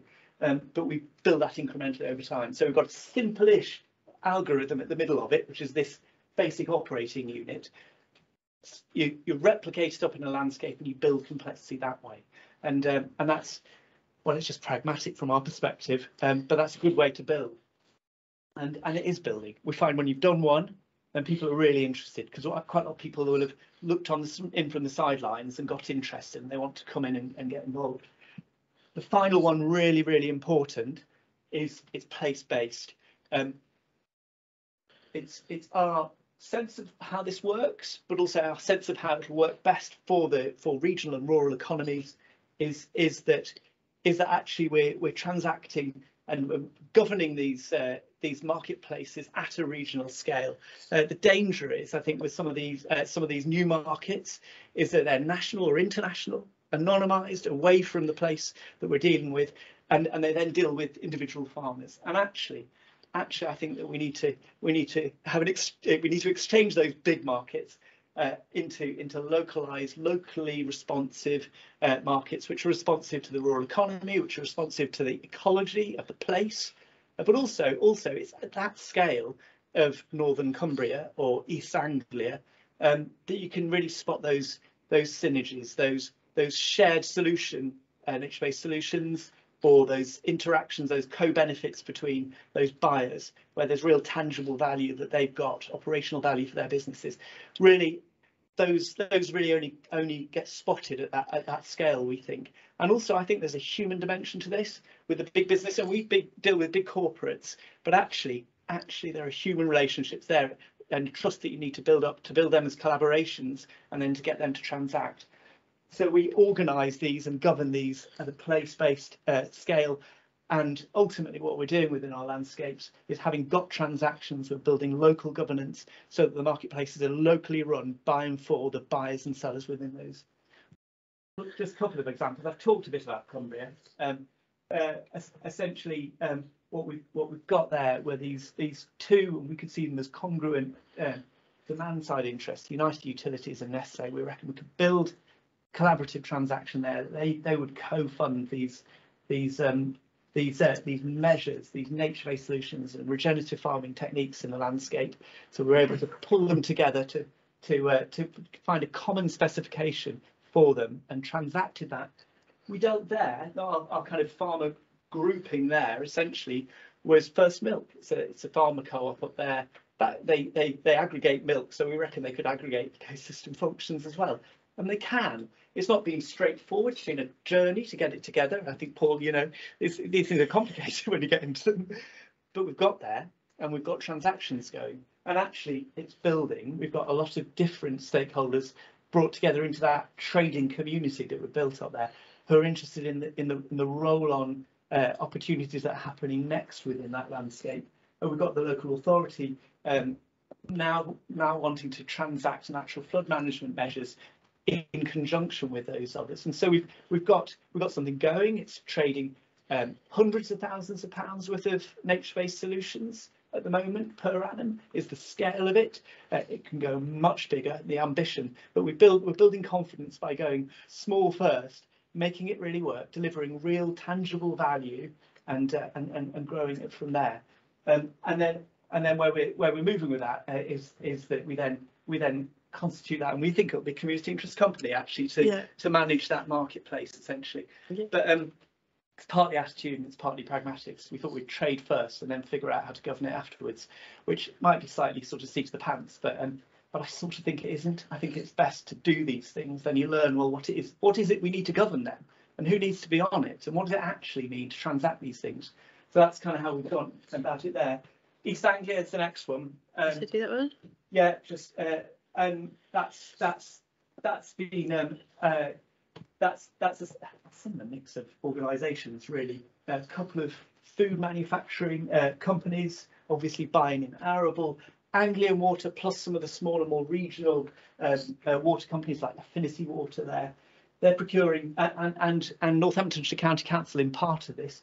And these, so sort of Venn diagrammed up these different interests and their different interests, and that comes out into different patches of different ecosystem function solutions that we can deliver in that marketplace and wind into contracts essentially. But within that, we're delivering outcomes like natural flood management, resilient supply of crop, and there is an interest in carbon there, an insetting interest, not a credit market, and then there's an interest in water quality and water resource, and all those, that's all the value that we're wanting to deliver. This one's an interesting one. So the resilient supply of the crop. I mean, essentially, what we got from really talking to the food manufacturer was to get the right specification of grain into their factory, that they didn't have to retool the factory around expensively. They meant they wanted to buy local. They wanted to buy within the region at least a large chunk of their wheat supply. But the reliability of that, and the reliability of the quantity at the right specification for them varied quite a lot. It's varying more and more because of water, rainfall, essentially soil moisture management. It's sort of the variability in that is creating a problem at that factory. It's a problem for the farmer, but it's a blooming problem for the factory as well. And so actually getting that food manufacturer to invest into soil organic matter in those farms actually just made business sense to them.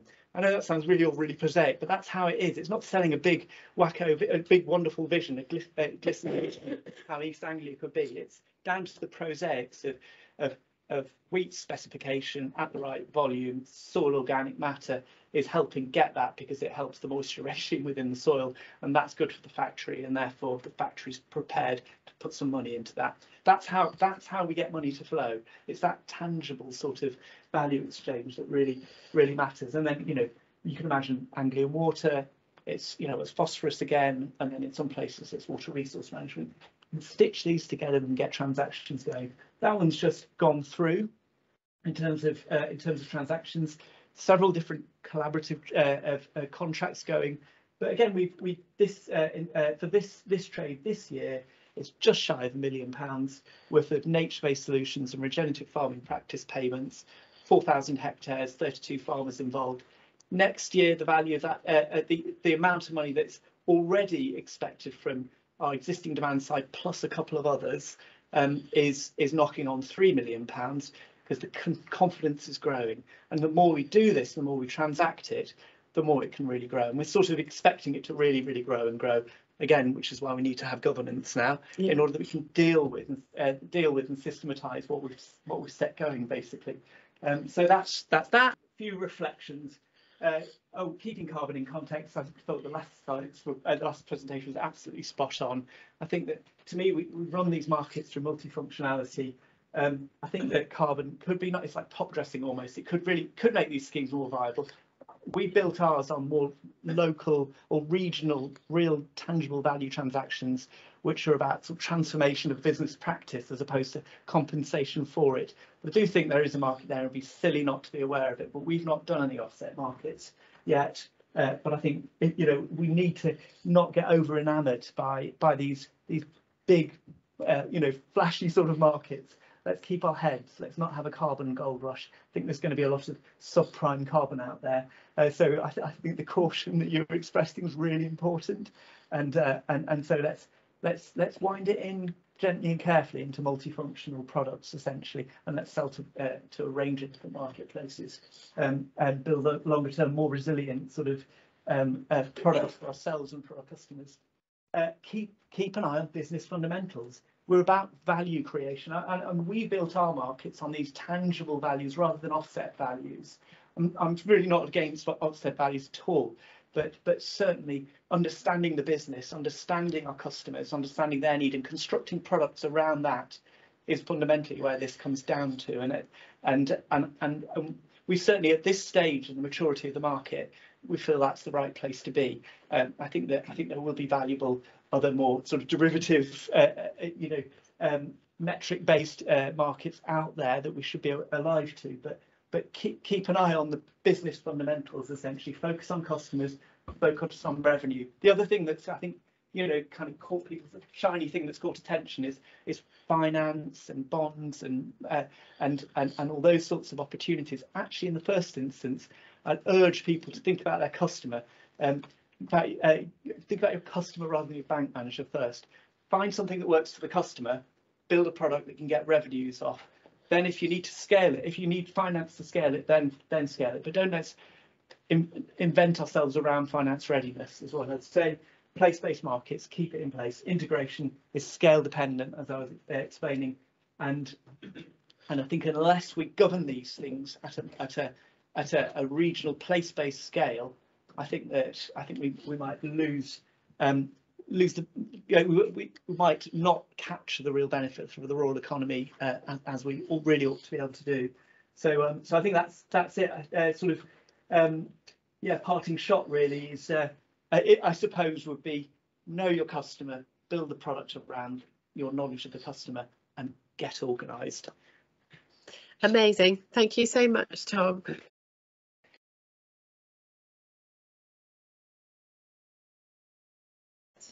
Understand your asset, know what you have, whether that's in terms of biodiversity, well, in terms of all things, whether that's carbon, what people might be interested on your farm, where you appreciating that how rivers that run through your farm or any water courses are influencing things, and understanding how using the resources that you have influences the growing system, and just thinking about it. And I would say, look at geographically who you can collaborate with. And I think what we've learned over the last, I would say, 12 years or so is just the fact that, that when we started off creating a farmer group, that actually there's actually a lot of local cohesion. People in the farming community know each other along their valley. There's a sort of cultural connectivity that people have. And that's why I really like that sort of scale at working at a water body level, because it's actually, it's actually something you all probably know each other. You probably know your parishes. You might be on the parish councils. You've got. And that's where the mapping work that we've been doing, and there is an enormous amount of support out there. Matt can signpost you to other NGOs, of who may be active, like the Wildlife Trust or Rivers Trust, and ourselves. Get some help. Ask for help, because the catchment partnerships are all set up out there, and all they want to do is work with farmers. And and what's really interesting, I think, is that then you start to look at the landscape and look at the opportunities that might be local to you.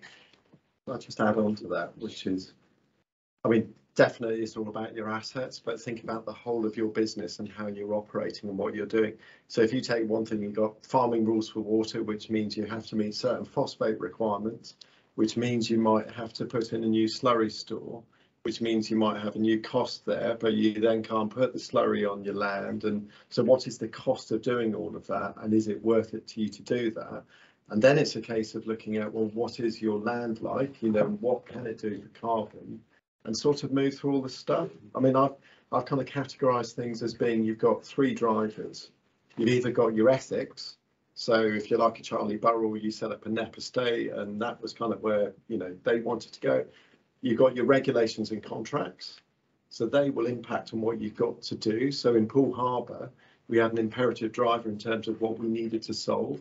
And then you've got the financial stuff, which is 58% of farms make a loss even with basic payment scheme. And that disappears, you know what I mean? So how do you make up all of that? So you've got to understand where your drivers are and take a holistic look at the whole of your business. And then the next bit goes, does it work better if you work with other people? So, you start with yourself. For me, because I'm looking at how do you go at scale, I was going immediately, I've got to try and make, crazy idea, 548 farm holdings work together. Yeah, just a real build on that, because I absolutely fully sign up to all of that. What I'd say is yeah, absolutely know your assets, know your business, know your network, but the thing is, you need to leave some flexibility in your plan for what you reckon is going to be the best thing until you've spoken to your customer. Because if you've got a very fixed and deterministic map of exactly how it's going to be and exactly what you're going to deliver, you're already not thinking around how can I service the need of the paying customer ultimately. And I think that in order to be able to get cash out of it, you need to leave some flex. So don't overthink what the product is until you've engaged in, well, who's out there paying for it? How can we pull that together? How can we create a product which will service that market and for which we can get money? So absolutely know your asset, absolutely know your business, absolutely have an idea of what it is you want to achieve and with whom, but don't screw that down too much. You need some flex to be able to adjust it to be able to get at the market. Yeah, my question's about Nikki, really. You were talking about carbon capturing. I don't know what the regulations are, but it seems to me that it's sort of open to abuse. If you have a company that comes in, they could deliberately underestimate what carbon you have, so that 3 years later they claim that it's improved. So it's a question also for the DEFRA representative here as well. Wouldn't it make sense to have somebody appointed by DEFRA to come in and do the measurements of carbon to make sure that it isn't, so that, as you said earlier, there's no point doing these schemes if they don't deliver any benefit? Yeah, that's a really, really good question. So actually, Alex, who's sitting behind you, we had a DEFRA delegation here in November, and we went to Alex and Henry's farm, and you kind of put them on the spot and got DEFRA, you know, here to they probably don't want to regulate that market because it's a liability in a sense, and it's another whole responsibility, but they do want to see the benefit of it, which is why having a code, at least if everyone signs up to the same code, whether that's driven by private investment, multi-actor investment, whatever it is, something we can all sign up to and agree that measurement, because I agree you're at severe risk if you you know, someone decides to distort what you're going to do. And when you ask these carbon companies, you know, how much are you going to give me for growing green manure? How much are you going? And what happens if that green manure doesn't germinate because you have a drought or something like that? Okay, because I argue higher carbon soil should be more resilient to that. But are you going to be penalised? You're going to be told that actually you didn't meet, therefore you need to do twice the amount next year. And that's where the code will help establish those benchmarks. I apologise for all our students shouting, by the way, as the representative of the RA said, it's Brag Week and they've just done a tractor pull up from town, and that's why they're all chanting. It doesn't happen every day like this. Yeah, so I don't know if we made it clear enough, but what Nikki and I are working on, and a whole consortium, there's a huge group and lots of academic researchers all over the country, is a code, and there are projects, independent projects underneath that are the go-between. So there's sort of the landholders and farmers who would sign up to a project, and the projects would be accredited by a code. And the code is just a single, unique, like transparent, freely accessible, open source code that anyone can access. So that's what we're trying to create at the moment. And what I would say as well is that we are hoping to have some outputs by the end of this month, hopefully, but also the code in its sort of draft version by the end of the year. So we're not far off. So our sort of warning is don't rush into signing on to a 10 to 25 year project, because some of the projects are very longer term. So they're sort of targeting a 25-year permanence, I suppose. So it's just to be, or even 100 years, which is outside of any of our kind of scopes of understanding, really. But like Sarah said, generally, you know, most of you will belong to Red Tractor in some format or other, and you get given a code that's written, a set of rules, and you know you have to follow that. And actually, over time, those rules develop and alter, don't they? Slightly, you get amendments. Whereas with the code, the farm soil carbon code, the code isn't quite there yet. But we're doing modifications on ideas around what we know from other countries and trying to work out how we can tweak that to work for a British environment. And it's a bit chicken before the egg, but actually what is first, the chicken or the egg? And we need to make sure, we just need to move in this space and make this farm soil carbon code happen. Alex, did you want to? Alex, you had your hand up. Did you want to respond? I just think it's such an important. This is such a critical time in everything that's going on, and I'd slightly point the finger quite hard at DEFRA. And Sorry, George. There'll be nothing to George. I promise there will be. The code is great, but it's still, if you like, a consortium code. There's, you know, arguably, you know, hopefully it's brilliant, and we're very excited about it. But unless it gets government support, which the Woodland Carbon Code has got, actually, the clarity is not there for businesses. So even if it's DEFRA support for that code, doesn't matter. That's absolutely fundamental. But I would just say on the sort of wait and see piece, that's fine. But at the same time, you actually really want to be establishing your baseline, which comes back to your first step. Yeah. If you don't know what you've got there and you can establish that first piece, you can't demonstrate any tangible progress going forward. And that's the fundamentals behind what a code is trying to do. It's trying to make that a standard. But the last point really is just around obligations. There's a lot of obligation, even on really short contracts that are coming out there from the private market. There's the permanence issue. So you may only do a 5-year soil carbon contract, but you may have 20 years of permanence written into the back end of it.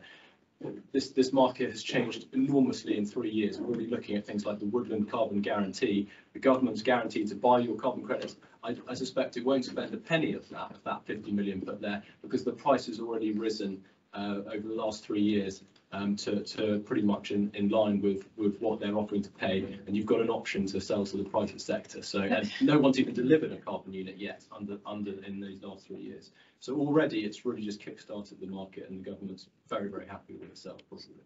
So just be very wary of sticking an obligation on yourself or your land. And that's to Nikki's point of a code coming, and I put that into, if I can, into sort of way that we as farmers we all understand. Would you sell your wheat forward for the next 5, 10, 20, 100 years? Would you sell all your wheat forward? In that sense. So please don't do it with your carbon. Make sure you really think about that contract that you sign up to and you align to, because you want to be able to make sure that over those longer periods of time you have some form of benefit. You're not taking all of that now, otherwise over those longer time frames it's going to be not so, you won't look back on it very, very happily. Thanks for that, Alex. I think also to say that I think our understanding on the biodiversity net gain is that if you get a baseline now, do a biodiversity net gain assessment on your farm, that's a really good starting point as well, because there is, as I think Matt was saying, there is sort of like an opportunity to do things ahead of it actually happening. So it comes back, and that's why through our ELM trial, what we've been trying to do is to create a mechanism for you to easily be able to map what it is that you have on your farm, not only the habitat side, but the way that it's managed and attribute function to that. And why we've really struggled with our phase 3 is because we want to systemize that. We know you know that we work with Ordnance Survey, we work with the RPA, all those sort of people. You have data that you already have through your BPS submissions, and what we've been trying to do is automate that so that we can actually not have to do anything, invest in huge amounts of people doing natural capital assessments. We know that we've got the data that we can use to be able to create that baseline or go some way towards that baseline. So that's what ELM phase 3 was all about, and that's what these groups of water bodies is all about, is now trying to say, let's systemize this so every farmer can really have a starting point from can assess that baseline and then add the additionality and the management and then become investable. Sorry, any other questions? Yes. Just going on from your baseline point, everything's all about net gain and adding. What about, if you've got a permanent pasture that's already got 10% organic matter, would it be right now to plough it up and reduce it so that you... Well, if you join some of the carbon projects, yes. I'd actively encourage you to do that. And then in 5 years' time, do it again. And biodiversity, if you've already got a real biodiverse, No, we're not advocating that. Will you be paid for keeping it rather than sort of increasing it? Well, I don't know if anybody else wants to respond, but I'll certainly respond after everyone else. At the moment, as I understand it, the biodiversity net gain market doesn't reward you for good stuff you've already got. And it is something that I have repeatedly raised with DEFRA, to Janet Hughes, and there's currently, I think it's 4 or 5 different mechanisms that are incentivising farmers to plough up grassland. They all basically have a better payment from arable than they do from grassland, and it's really, really worrying. And I have actually, I've had endless meetings with high-level people within DEFRA about this, and it is something that really worries me because of the fact that they all said at the very beginning in 2016, we're going to reward the people that have been really good for the last 20-30 years. We're going to reward maintenance, of habitats and, as you say, soil and all of that, and it just hasn't happened. and it's a real worry. But I think that we've tried to address that in the carbon code. I think that didn't Robert Packhurst give us some indicators of what happens in America, which I've also forwarded on to Janet Hughes, which is about the fact that there'll be some sort of contingency that says you can't go into a market if you've ploughed up within the last 5 years or so. But that, as I say, there's no regulation around this at the moment. So it's please don't plough your grassing, because we're still trying to work on it. Yeah, sorry. I just want to lend my voice to that, really, because obviously I came because I'm interested in what this is about, but it fundamentally for me there's a kind of massive philosophical problem, which is that we've got to halve global emissions in 6 years. Otherwise, maybe my kids can't have kids. Like for me, it's a massive issue, and shouldn't there be an enormously loud farming voice that says offsetting is not the future? Like, do people, what do people think? I'm interested to know in this room. Is everyone just like, yeah, let's sell nature? But it depends on the way you do it. Yeah, absolutely. Because for me, I want to do all the right things on our land, improve biodiversity, stop flooding, grow local food, but I don't want to offset. Like, I just don't. No, and I think that's interesting. We know that if we improve organic matter, we can deliver multiple benefits. I don't know, Alex would like to come in and respond to that. This is such a fundamental point. Offsetting by itself is not the answer, but you have to try and do everything you can to lower your emissions, but you can't eradicate them. At this stage, you do not have the technology there to eradicate your emissions. So there is going to be some. So the point is then the point of the offset is for those that are still emitting, because they literally can't do anything else about it to carry on with their enterprises, to be able to actually basically pay for the impact that that's delivering. Now, that value then is coming across to the places in the private market that can provide that uplift. That's to your point. There's a lot of very valuable habitats, highly distinctive habitats in a good condition that the dephrometric and biodiversity net gain will recognise, but gives you no uplift for.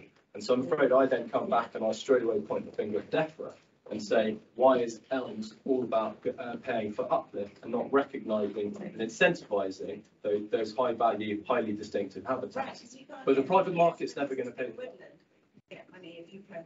The private market's never going to pay for that, and basically this then comes down to additionality. It is, yeah, and it's interesting though, because it is constantly being fed into DEFRA all the time that they've missed this point, because actually what they don't really take into consideration is they're incentivizing deterioration, and that is absolutely tragic. And part of what motivates me to spend hours on these blessed Zoom calls is to walk across fields. Ian, you had one, didn't you? Where's Ian Boyd? Here. Ian had a beautiful orchid rich field, which wasn't actually on the national vegetation classification. He could have quite easily ploughed it up. It wasn't subject to an EIA. It had been an arable version, and if he ploughed it up, he'd get £600 a hectare for it, whereas if he kept it, he gets £185 a hectare, and now it's registered as a habitat that's actually not going to give him any sort of known revenue. It's bonkers. And what I don't understand is how we get this through to them, because they don't understand what they're playing with, which is our nature, our countryside, our culture, our water, our carbon, and as you rightly said, our children's futures. But that's why collaborative voices of farmers coming together to almost refuse to say, I'm not going down this route with you. We're creating our own mechanisms, and that's what today is all about. It's like, I think that is really exciting, the stuff that Tom's doing. The idea that you can get local businesses who care about those local landscapes to pay you to keep your wildflower meadows or to do whatever, because actually, I'm really sorry, George, but DEFRA have really missed the boat here, and we've got to do something for ourselves, and that's all we can really do. But the funding is out there. If look at what, all the speakers you've had this morning, I've been trying to sort of showcase the complexity of what's out there, but we need to be able to make a stand that we're not going to do those things and be driven by poor policy. So you can feed that back, George. Sorry, love.